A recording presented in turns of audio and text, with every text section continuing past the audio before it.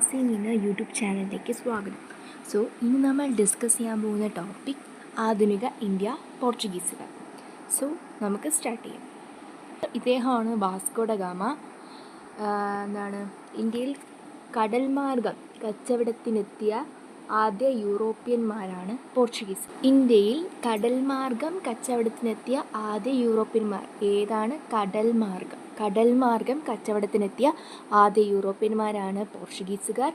ക്രിസ്തീയ കലാരൂപമായ ചവിട്ട് നാടകം കേരളത്തിൽ പ്രചരിപ്പിച്ചത് പോർച്ചുഗീസുകാരാണ്. അതുപോലെ ഇന്ത്യയിൽ നിന്നും അവസാനമായി പോയ യൂറോപ്യൻ ശക്തിയാണ് പോർച്ചുഗീസുകാർ. ഇന്ത്യയിൽ ആദ്യമായി അച്ചടിശാല ആരംഭിച്ചത് പോർച്ചുഗീസുകാരാണ്. ആ പോയിൻ്റ് ഇമ്പോർട്ടൻ്റ് ആണ്. ഇന്ത്യയിൽ ആദ്യമായി അച്ചടിശാല ആരംഭിച്ചത് പോർച്ചുഗീസുകാരാണ്. 1556 ഗോവയിലാണ് ആദ്യമായി അച്ചടിശാല കൊണ്ടുവന്നത്. അതുപോലെ ഇന്ത്യയുമായി കച്ചവട ബന്ധം സ്ഥാപിച്ച കത്തോലിക്ക മതവിഭാഗക്കാരാണ് പോർച്ചുഗീസുകാർ. അതുപോലെ ഇന്ത്യയിൽ പുകയില കൃഷി കൊണ്ടുവന്നതും പോർച്ചുഗീസുകാരാണ്. പിന്നെ നമുക്കറിയാവുന്ന പോലെ കൈതച്ചക്ക, പപ്പായ, കശുവണ്ടി പോലുള്ള സാധനങ്ങൾ ഇന്ത്യയിൽ കൊണ്ടുവന്നത് പോർച്ചുഗീസുകാരാണ്. ഇത്രയും കാര്യങ്ങൾ ക്ലിയർ ആയെന്ന് വിശ്വസിക്കുന്നു. നമ്മുടെ നെക്സ്റ്റ് നമ്മളതിനെപ്പറ്റി ഡീറ്റെയിൽ ആയിട്ട് നോക്കാൻ പോവുകയാണ്. യൂറോപ്പിൽ നിന്നും കടൽ മാർഗം ഇന്ത്യയിലെത്തിയ ആദ്യ യൂറോപ്യനാണ് വാസ്കോ ഡ ഗാമ. നമ്മൾ ആദ്യം കണ്ട പിക്ചറിലുള്ള ആളാണ് വാസ്കോ ഡ ഗാമ. യൂറോപ്പിൽ നിന്നും കടൽ മാർഗം ഇന്ത്യയിലെത്തിയ ആദ്യ യൂറോപ്യനാണ് നമ്മുടെ വാസ്കോ ഡ ഗാമ. ഓക്കെ, അപ്പോൾ വാസ്കോ ഡ ഗാമ ഇന്ത്യയിലേക്ക് യാത്ര ആരംഭിച്ചത് ലിസ്ബണിൽ നിന്നാണ്. 1497 ലിസ്ബണിൽ നിന്നാണ് വാസ്കോ ഡ ഗാമ ഇന്ത്യയിലേക്ക് യാത്ര ആരംഭിച്ചത്. വാസ്കോ ഡ ഗാമയെ ഇന്ത്യയിലേക്ക് അയച്ച പോർച്ചുഗീസ് രാജാവ് മാനുവൽ ഫസ്റ്റ് ആണ്. മാനുവൽ ഫസ്റ്റ് ആണ് വാസ്കോ ഡ ഗാമയെ ഇന്ത്യയിലേക്ക് അയച്ച പോർച്ചുഗീസ് രാജാവ്. വാസ്കോ ഡ ഗാമ ഇന്ത്യയിൽ വന്നിറങ്ങിയ സ്ഥലം നമുക്ക് എല്ലാവർക്കും ഫെമിലിയർ ആണ്.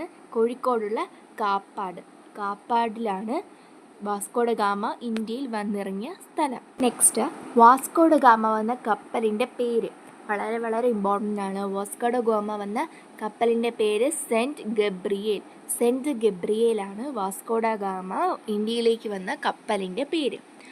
വാസ്കോ ഡ ഗാമയുടെ കപ്പൽ വ്യൂഹത്തിലുണ്ടായിരുന്ന മറ്റ് കപ്പലുകളാണ് സെൻറ്റ് റാഫേലും ബെറിയോയുമാണ് വാസ്കോ ഡ ഗാമയുടെ കപ്പൽ വ്യൂഹത്തിൽ ഉണ്ടായിരുന്ന മറ്റ് കപ്പലുകൾ. ഈ രണ്ട് പേരും ഓർത്തു വയ്ക്കുക, സെൻറ്റ് റാഫേലും ബെറിയോയും. വാസ്കോ ഡ ഗാമ ലിസ്ബണിലേക്ക് മടങ്ങിപ്പോയ വർഷം 1499 1499 വാസ്കോ ഡ ഗാമ ഇന്ത്യയിൽ വന്നിട്ട് ലിസ്ബണിലേക്ക് തിരിച്ചു പോയ വർഷം. വാസ്കോ ഡ ഗാമ പോർച്ചുഗീസ് വൈസ്രോയായി ഇന്ത്യയിലെത്തിയ വർഷം 1524. ഈ ഒരു വർഷമാണ് അദ്ദേഹം മൂന്നാമതും അവസാനവുമായി ഇന്ത്യയിൽ വന്ന വർഷം. 1524 ഓർത്തു വയ്ക്കുക. അടുത്തത്, ഇന്ത്യയിൽ യൂറോപ്യന്മാർ നിർമ്മിച്ച ആദ്യ കോട്ട. നിങ്ങൾ ഈ പിക്ചറിൽ കാണുന്നുണ്ടായിരിക്കും, ഇതാണ് മാനുവൽ കോട്ട. കൊച്ചിയിലെ 1503 പോർച്ചുഗീസുകാർ നിർമ്മിച്ച മാനുവൽ കോട്ടയാണ് നിങ്ങൾ ഈ പിക്ചറിൽ കാണുന്നത്. ഇന്ത്യയിൽ യൂറോപ്യന്മാർ നിർമ്മിച്ച ആദ്യത്തെ കോട്ടയാണ് മാനുവൽ കോട്ട. ഇന്ത്യയിലെ ഏറ്റവും പഴയ യൂറോപ്യൻ നിർമ്മിതിയാണ്. അതുപോലെ നമുക്കിത് പല പേരിലും അറിയപ്പെടുന്നുണ്ട് കേട്ടോ. പള്ളിപ്പുറം കോട്ട എന്നറിയപ്പെടുന്നുണ്ട്, വൈപ്പിൻ കോട്ട, ആയക്കോട്ട, ഇങ്ങനെ പല പേരിലും അറിയപ്പെടുന്നുണ്ട്. മാനുവൽ കോട്ട എന്നാണ് ഒറിജിനൽ പേര്, പക്ഷേ പള്ളിപ്പുറം കോട്ട, വൈപ്പിൻ കോട്ട, ആയക്കോട്ട എന്നീ പേരുകളിൽ ഇത് അറിയപ്പെടുന്നുണ്ട്. ഇത് പണി കഴിപ്പിച്ച പോർച്ചുഗീസ് ഭരണാധികാരിയാണ് അൽ ബുക്കർക്കാണ് ഈ കോട്ട പണി കഴിപ്പിച്ചത്. ഓക്കെ, ഇത്രയും കാര്യങ്ങൾ നമുക്ക് ഡീറ്റെയിൽ ആയിട്ട് മനസ്സിലായെന്ന് വിശ്വസിക്കുന്നു. കുറച്ചുകൂടി ഇമ്പോർട്ടൻ്റ് ആയിട്ടുള്ള കാര്യമാണ്, വാസ്കോ ഡ ഗാമ ആദ്യമായിട്ട് ഇന്ത്യയിലെത്തിയ വർഷം 1498 May 20. Okay, 1498 May 20 Vasco da Gama ഇന്ത്യയിൽ ആദ്യമായിട്ട് എത്തിയ വർഷം. ദെൻ വാസ്കോ ഡ ഗാമ രണ്ടാമത് ഇന്ത്യയിലെത്തിയ വർഷം 1502. 1502 വാസ്കോ ഡ ഗാമ രണ്ടാമതായിട്ട് ഇന്ത്യയിലെത്തിയ വർഷം. വാസ്കോഡ ഗാമ മൂന്നാമതും അവസാനവുമായി ഇന്ത്യയിലെത്തിയ വർഷം അതാണ് 1524. ആ സമയമാണ് അദ്ദേഹം ഇന്ത്യയിൽ പോർച്ചുഗീസ് വൈസ്രോയി ആയിട്ട് എത്തി. നമ്മൾ നേരത്തെ ഒരു ക്വസ്റ്റ്യനിൽ ഡീറ്റെയിൽ ആയിട്ട് പറഞ്ഞിട്ടുണ്ടായിരുന്നു. സോ വാസ്കോഡ ഗാമ മൂന്നാമതും അവസാനവുമായി ഇന്ത്യയിലെത്തിയ വർഷമാണ് 1524. ആ ടൈമാണ് അദ്ദേഹം ഇന്ത്യയിൽ പോർച്ചുഗീസ് വൈസ്രോയി ആയിട്ട് വന്നത്. സോ ഇത്രയും കാര്യങ്ങൾ മനസ്സിലായെന്ന് വിശ്വസിക്കുന്നു. വാസ്കോഡ ഗാമയുടെ ഭൗതിക ശരീരം അടക്കം ചെയ്ത കൊച്ചിയിലെ പള്ളി അത് സെൻറ്റ് ഫ്രാൻസിസ് പള്ളിയാണ്.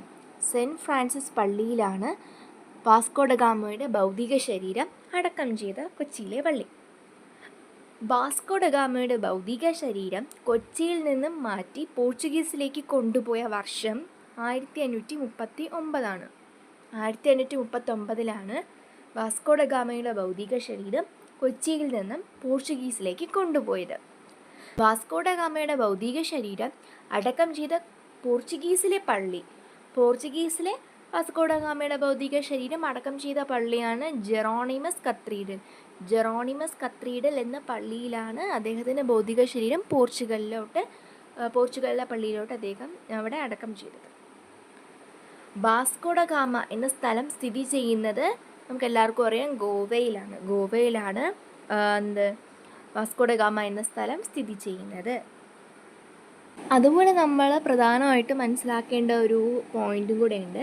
പോർച്ചുഗീസുകാരും സാമൂതിരിയും തമ്മിൽ കണ്ണൂർ സന്ധി ഒപ്പുവെച്ച വർഷം 1513. 1513 പോർച്ചുഗീസുകാരും സാമൂതിരിയും തമ്മിൽ കണ്ണൂർ സന്ധി ഒപ്പുവെച്ച വർഷം. അതുപോലെ പോർച്ചുഗീസുകാരും കോഴിക്കോടുമായുള്ള പൊന്നാനി സന്ധി ഒപ്പുവെച്ച വർഷം 1540. സോ കണ്ണൂർ സന്ധി ഒപ്പുവെച്ചത് 1513, പൊന്നാനി സന്ധി ഒപ്പുവെച്ചത് 1540 ഓർത്ത് വയ്ക്കുക. സോ നമുക്ക് ബാക്കി നോക്കാം. വാസ്കോഡ ഗാമയുടെ പിൻഗാമിയായി ഇന്ത്യയിൽ എത്തിയ പോർച്ചുഗീസ് നാവികൻ, അദ്ദേഹത്തിൻ്റെ പേരാണ് പെഡ്രോ അൽവാരസ് കബ്രാൾ. അദ്ദേഹം 1500 ഇന്ത്യയിലോട്ട് വന്നത്. സോ വാസ്കോഡ ഗാമയുടെ പിൻഗാമിയായി ഇന്ത്യയിലെത്തിയ പോർച്ചുഗീസ് നാവികനാണ് പെഡ്രോ അൽവാരസ് കബ്രാൾ. അദ്ദേഹം 1500 ഇന്ത്യയിലോട്ട് വന്നത്. കൊച്ചിയിൽ പണ്ടകശാല സ്ഥാപിച്ച പോർച്ചുഗീസ് വൈസ്രോയും ഇദ്ദേഹമാണ് കേട്ടോ. പെഡ്രോ അൽവാരസ് കബ്രാളാണ്. അദ്ദേഹം ഷോർട്ടായിട്ടാണ് അൽവാരസ് കബ്രാൾ എന്ന് എഴുതിയിട്ടുള്ളത്. സോ കൊച്ചിയിൽ പണ്ടകശാല സ്ഥാപിച്ച പോർച്ചുഗീസ് വൈസ്രോയി അൽവാരസ് കബ്രാളാണ്. ഇന്ത്യയിലെ പോർച്ചുഗീസ് ചരിത്രം രേഖപ്പെടുത്തിയ വ്യക്തിയാണ് ജെയിംസ് കൊറിയയാണ് ഇന്ത്യയിലെ പോർച്ചുഗീസ് ചരിത്രത്തെ രേഖപ്പെടുത്തിയ വ്യക്തി ജെയിംസ് കൊറിയ. ഇന്ത്യയിലെ ആദ്യത്തെ പോർച്ചുഗീസ് വൈസ്രോയാണ് ഫ്രാൻസിസ്കോ ഡി അൽമേഡയാണ് ഇന്ത്യയിലെ ആദ്യത്തെ പോർച്ചുഗീസ് വൈസ്രോയി. നീലജല നയം, അതായത് ബ്ലൂ വാട്ടർ പോളിസി നടപ്പിലാക്കിയ പോർച്ചുഗീസ് വൈസ്രോയിയാണ് ഫ്രാൻസിസ്കോ ഡി അൽമേഡ. ഷോർട്ടായിട്ട് എഴുതിയാണ് കേട്ടോ. നീലജല നയം, അതായത് ബ്ലൂ വാട്ടർ പോളിസി നടപ്പിലാക്കിയ പോർച്ചുഗീസ് വൈസ്രോയിയാണ് അൽമേഡ അല്ലെങ്കിൽ ഫ്രാൻസിസ്കോ ഡി അൽമേഡ.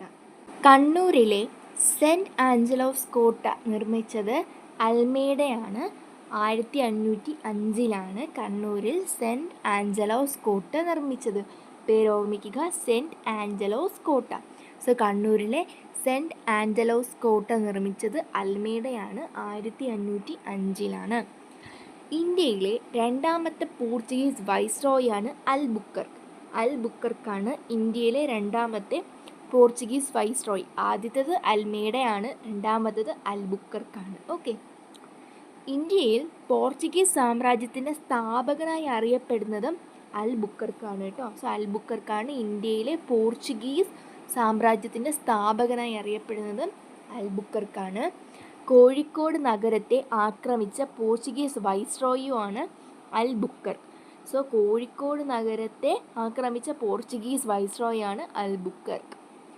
പോർച്ചുഗീസുകാരും കേരളീയരും തമ്മിലുള്ള വിവാഹത്തെ പ്രോത്സാഹിപ്പിച്ച പോർച്ചുഗീസ് വൈസ്രോയി, അതായത് മിശ്രസ് കോളനി വ്യവസ്ഥ, ഇത് കൊണ്ടുവന്നത് അല്ലെങ്കിൽ ഇതിനെ പ്രോത്സാഹിപ്പിച്ചത് അൽബുക്കർക്കാണ്. സോ ഈ കാര്യങ്ങളൊക്കെ നിങ്ങൾ ഓർത്ത് വയ്ക്കുക. ഇന്ത്യയിൽ പോർച്ചുഗീസ് കോളനി വൽക്കരണത്തിന് നേതൃത്വം നൽകിയ വൈസ്രോയി കൂടെയാണ് അൽബുക്കർക്ക്. അതുപോലെ ഗോവ പിടിച്ചെടുക്കാൻ നേതൃത്വം നൽകിയ വൈസ്രോയാണ് അൽബുക്കർക്ക്. പോർച്ചുഗീസുകാരും കേരളീയരും തമ്മിലുള്ള വിവാഹത്തെ പ്രോത്സാഹിപ്പിച്ച പോർച്ചുഗീസ് വൈസ്രോയാണ് അൽബുക്കർക്ക്. പിന്നെ നിങ്ങൾക്കറിയാവുന്നതായിരിക്കും പോർച്ചുഗീസുകാരെ പറങ്കികൾ എന്നാണ് അറിയപ്പെടുന്നത്. നിങ്ങൾക്കത് അറിയാവുന്ന കാര്യമാണ്. ഓക്കെ. പോർച്ചുഗീസുകാർ ഗോവ പിടിച്ചെടുത്തത് ബീജാപ്പൂർ സുൽത്താനിൽ നിന്നാണ്. പോർച്ചുഗീസുകാർ ഗോവ പിടിച്ചെടുത്തത് എവിടെ നിന്നാണ്? ബീജാപ്പൂർ സുൽത്താനിൽ നിന്നാണ്. പോർച്ചുഗീസുകാരുടെ ഇന്ത്യയിലെ പ്രധാന കേന്ദ്രമാണ് ഗോവ. അതുകൊണ്ട് തന്നെ വാസ്കോഡ ഗാമ എന്ന സ്ഥലം ഉള്ളത് ഗോവയിലാണ്. നമ്മൾ നേരത്തെ ഡിസ്കസ് ചെയ്തിരുന്നു. ഗോവയെ പോർച്ചുഗീസുകാരിൽ നിന്ന് മോചിപ്പിച്ച വർഷം 1961. 1961 ഗോവയെ പോർച്ചുഗീസുകാരിൽ നിന്ന് മോചിപ്പിച്ച വർഷം. ഗോവയെ മോചിപ്പിക്കാനായി ഇന്ത്യൻ സേന നടത്തിയ സൈനിക നടപടി വളരെ വളരെ ഇമ്പോർട്ടൻ്റ് ആണ്. അതാണ് ഓപ്പറേഷൻ വിജയ്. ഓപ്പറേഷൻ വിജയ് ആണ് ഗോവയെ മോചിപ്പിക്കാനായി ഇന്ത്യൻ സേന നടത്തിയ സൈനിക നടപടി. അടുത്തത് കോഴിക്കോട് സാമൂതിരിയുടെ നാവിക തലവന്മാർ അറിയപ്പെടുന്നത്. കോഴിക്കോട് സാമൂതിരിയുടെ നാവിക തലവന്മാർ അറിയപ്പെടുന്നത് ഏത് പേരിലാണ്? കുഞ്ഞാലി മരയ്ക്ക. കുഞ്ഞാലി മരയ്ക്കാർ എന്ന പേരിലാണ് കോഴിക്കോട് സാമൂതിരിയുടെ നാവിക തലവന്മാർ അറിയപ്പെട്ടിരുന്നത്. പോർച്ചുഗീസുകാർ കുഞ്ഞാലിയുടെ ഭീഷണി നേരിടാൻ നിർമ്മിച്ച കോട്ടയാണ് ചാലിയം കോട്ട. ചാലിയം കോട്ടയാണ് പോർച്ചുഗീസുകാർ കുഞ്ഞാലിയുടെ ഭീഷണി നേരിടാൻ നിർമ്മിച്ച കോട്ട. ഗോവ കഴിഞ്ഞാൽ പോർച്ചുഗീസുകാരുടെ ഇന്ത്യയിലെ പ്രധാന കോളനികളാണ് ദാമൻ, ദ്യൂ. ദാമൻ, ദ്യൂ ആണ് ഗോവ കഴിഞ്ഞാൽ പോർച്ചുഗീസുകാരുടെ ഇന്ത്യയിലെ പ്രധാന കോളനികൾ. ഓർത്തു വയ്ക്കുക, ദാമനും ദ്യൂ. പോർച്ചുഗീസുകാർ ഇന്ത്യയിൽ നിർമ്മിച്ച ആദ്യ പള്ളി സെൻറ്റ് ഫ്രാൻസിസ് ചർച്ച് ആണ് പോർച്ചുഗീസുകാർ ഇന്ത്യയിൽ നിർമ്മിച്ച ആദ്യത്തെ പള്ളി. കുഞ്ഞാലി നാലാമനെ വധിച്ച ശേഷം കണ്ണൂരിൽ തല പ്രദർശിപ്പിച്ചത് ആരാണ്? കുഞ്ഞാലി നാലാമനെ വധിച്ച ശേഷം കണ്ണൂരിൽ തല പ്രദർശിപ്പിച്ചത് ആരാണ്? പോർച്ചുഗീസുകാരാണ്. ഓക്കെ. അടുത്തത് ആഫ്രിക്കയിലെ ശുഭപ്രതീക്ഷ മുനമ്പ് അല്ലെങ്കിൽ the Cape of Good Hope ചുറ്റി സഞ്ചരിച്ച ആദ്യ പോർച്ചുഗീസ് നാവികൻ. എന്താണ് ക്വസ്റ്റ്യൻ? ആഫ്രിക്കയിലെ ശുഭപ്രതീക്ഷ മുനമ്പ്, അതായത് കേപ്പ് ഓഫ് ഗുഡ് ഹോപ്പ് ചുറ്റി സഞ്ചരിച്ച ആദ്യ പോർച്ചുഗീസ് നാവികനാണ് ബർത്തലോമിയഡയസ്. ആണ് 1488 ആഫ്രിക്കയിലെ the Cape of Good Hope ചുറ്റി സഞ്ചരിച്ച ആദ്യ പോർച്ചുഗീസ് നാവികൻ. ഓക്കെ. പോർച്ചുഗീസ് രാജാവ് ഇംഗ്ലണ്ടിലെ ചാൾസ് രണ്ടാമന് സ്ത്രീധനമായി നൽകിയ ഇന്ത്യയുടെ പ്രദേശം ഏതാണ്? പോർച്ചുഗീസ് രാജാവ് ഇംഗ്ലണ്ടിലെ ചാൾസ് രണ്ടാമന് സ്ത്രീധനമായി നൽകിയ ഇന്ത്യയുടെ പ്രദേശമാണ് ബോംബായി ദ്വീപ്. ബോംബായി ദ്വീപാണ് പോർച്ചുഗീസ് രാജാവ് ഇംഗ്ലണ്ടിലെ ചാൾസ് രണ്ടാമന് സ്ത്രീധനമായി നൽകിയ ഇന്ത്യയുടെ പ്രദേശം. ഓർത്തു വയ്ക്കാം. കേരളത്തിലെ പോർച്ചുഗീസ് അതിക്രമങ്ങളെക്കുറിച്ച് സൂചന നൽകുന്ന ഷേഖ് സൈനുദ്ദീൻ രചിച്ച കൃതി ഏതാണ്? തുഹ്ഫത്തുൽ മുജാഹിദീനാണ് ഷേഖ് സൈനുദ്ദീൻ രചിച്ച കേരളത്തിലെ പോർച്ചുഗീസ് അതിക്രമങ്ങളെക്കുറിച്ച് സൂചന നൽകുന്ന കൃതി. ഓക്കെ, ഓർത്ത് വയ്ക്കുക. ഇന്ത്യൻ മഹാസമുദ്രത്തിലെ സേനാധിപതി എന്നറിയപ്പെടുന്നതാണ് വാസ്കോഡ ഗാമ. ഇന്ത്യൻ മഹാസമുദ്രത്തിലെ സേനാധിപതി എന്നറിയപ്പെടുന്നതാണ് വാസ്കോഡ ഗാമ. അദ്ദേഹത്തെ ഈ തരത്തിൽ വിശേഷിപ്പിച്ചതാണ് ആര്? മാനുവൽ രാജാവ്. മാനുവൽ രാജാവാണ് അദ്ദേഹത്തെ ഇന്ത്യൻ മഹാസമുദ്രത്തിലെ സേനാധിപതി എന്ന് അദ്ദേഹത്തെ വിശേഷിപ്പിച്ചതാണ് മാനുവൽ രാജാവ്. ഇനി നമ്മൾ നോക്കാൻ പോകുന്നത് പോർച്ചുഗീസുകാരിൽ നിന്നും മലയാളത്തിലേക്ക് ലഭിച്ച ചില പദങ്ങളെക്കുറിച്ചാണ്. ഓക്കെ, പോർച്ചുഗീസുകാരിൽ നിന്നും മലയാളത്തിലേക്ക് ലഭിച്ച ചില പദങ്ങളെ പറ്റിയിട്ടാണ്. ലേലം, കസേര, ഫാക്ടറി, ചാവി, മുറം, വികാരി, കൊന്ത, ചായ, അലമാര, പതക്കം, കുമ്പസാരം, വിജാഗിരി, ജനൽ, മേശ, ഈ തരത്തിലുള്ള വാക്കുകളാണ് പോർച്ചുഗീസുകാരിൽ നിന്നും മലയാളത്തിലേക്ക് ലഭിച്ച ചില പദങ്ങൾ. ഓക്കെ, ഇത്രയും കാര്യങ്ങളുമാണ് നമുക്ക് ആധുനിക ഇന്ത്യയിലെ പോർച്ചുഗീസുകാർ എന്ന ടോപ്പിക്കിൽ നിന്ന് നമുക്ക് ഇത്രയും കാര്യങ്ങളാണ് പ്രധാനമായിട്ടും മനസ്സിലാക്കാനുള്ളത്. ഇത്രയും കാര്യങ്ങൾ നിങ്ങൾക്ക് മനസ്സിലായെന്ന് കരുതുന്നു. സോ ഇനി നിങ്ങൾക്ക് ഈ ഇതുപോലുള്ള യൂസ്ഫുൾ വീഡിയോസിനായി ചാനൽ സബ്സ്ക്രൈബ് ചെയ്യുക. എൻ്റെ വീഡിയോ നിങ്ങൾക്ക് ഇഷ്ടപ്പെട്ടു എങ്കിൽ നിങ്ങൾ തീർച്ചയായിട്ടും ലൈക്ക് ചെയ്യുക. അതുപോലെ തന്നെ നിങ്ങളുടെ എന്തെങ്കിലും ഡൗട്ട്സ് കാര്യങ്ങളൊക്കെ ഉണ്ടെങ്കിൽ നിങ്ങൾ കമൻറ്റ് ചെയ്യുക. ഇതുപോലെ നിങ്ങൾക്ക് മറ്റുള്ളവർക്ക് ഉപകാരപ്പെടുമ്പോൾ നിങ്ങൾക്ക് തോന്നുന്നുണ്ടോ എന്നുണ്ടെങ്കിൽ നിങ്ങൾ നിങ്ങളുടെ കൂട്ടുകാർക്കൊക്കെ നിങ്ങളത് ഷെയർ ചെയ്ത് സപ്പോർട്ട് ചെയ്യാം. സോ നെക്സ്റ്റ് വീഡിയോ ആയിട്ട് വരുന്നത് വരെ താങ്ക് യു.